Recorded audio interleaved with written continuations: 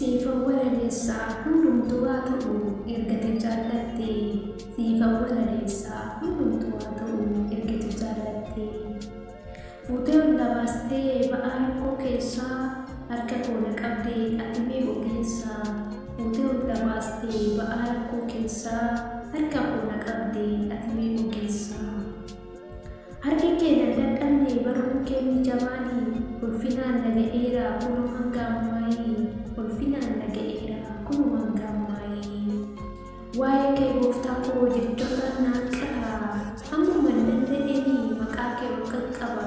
Ammuma danda'een maqaa kee ol qaqqaba.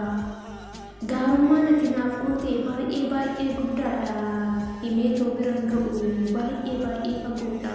Himeetoo bira ga'u baay'ee baay'ee fagoodha.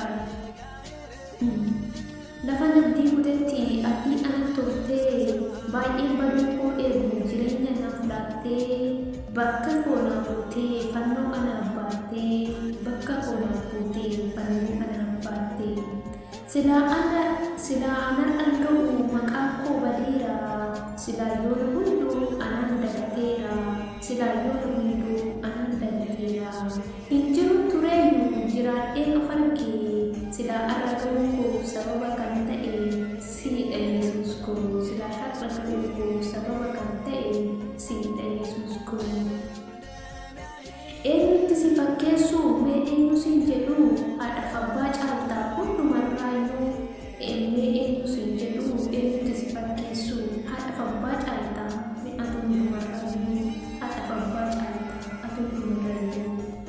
Rakkina koo keessatti hundumaa keessatti hirmaattee maal taate mucaa koo jettee yaadan na gaafattee gaafa nani boo'u imimmaan lolaasee ofirra gattaa'u abdii anatti tortaa dhuftee na jabeessitaa na sossobdee na guddiftaa na sossobdee na guddiftaa.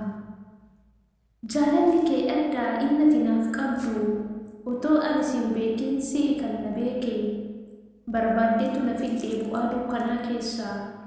Anis maafan callisaa maqaa kee weeddisaa.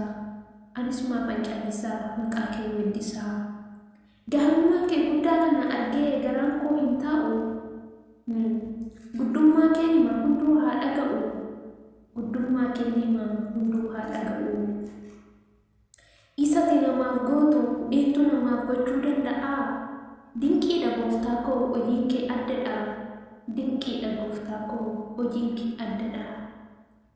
Isa du'e boodhaa kaaftee jireenyatti baaftaa.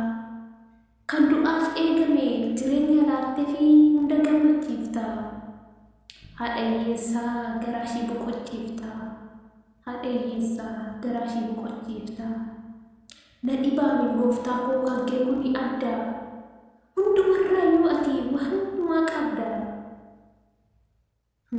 Namni sitti kooluu galee yeroodhaan malatee gaaddisa boqonnaa uffee jedhee jiraatee manni kee qabbanaa tasuma nama quuqu aduunii karanaa karasii tasuma iyyuu nama argu. Yesuus ati kanaan kan na jaallatte maaliifuu filattee anoo gatii qabu anoo dadhabduudha. Ishii si yakkitu bakka hunda deemtee ati garuu kan hundumaa dhiistee anaan na jaallatte hidhaa jaalalaatiin ofitti na hiitee na dhibaan bakkee gaafa taa'ee yaadu ol baasee gabbuusee waan hundaa madaalee adeemchaa dhufe jedhee gaafa nuuf gaafadhee bakka na fuutee beekaa tasumaan dagadhu maafan dhootu saree maafan awwaalaree gaarummaa kee maraa hundumatti nima hundumaaf barnoota hundumatti nima hundumaaf barnoota.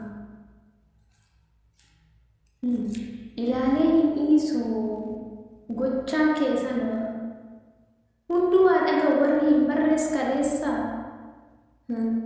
Anaafuu gaaffiidha eenyu tarraa as gaasila ati hundaaf ba'eessa. Galatoomin jedha gooftaa koo ulfaadhu. Gochaa naa goote hundumaaf galanni koo si haa ga'u. Gochaa naa goote hundaaf galanni koo si haa ga'u.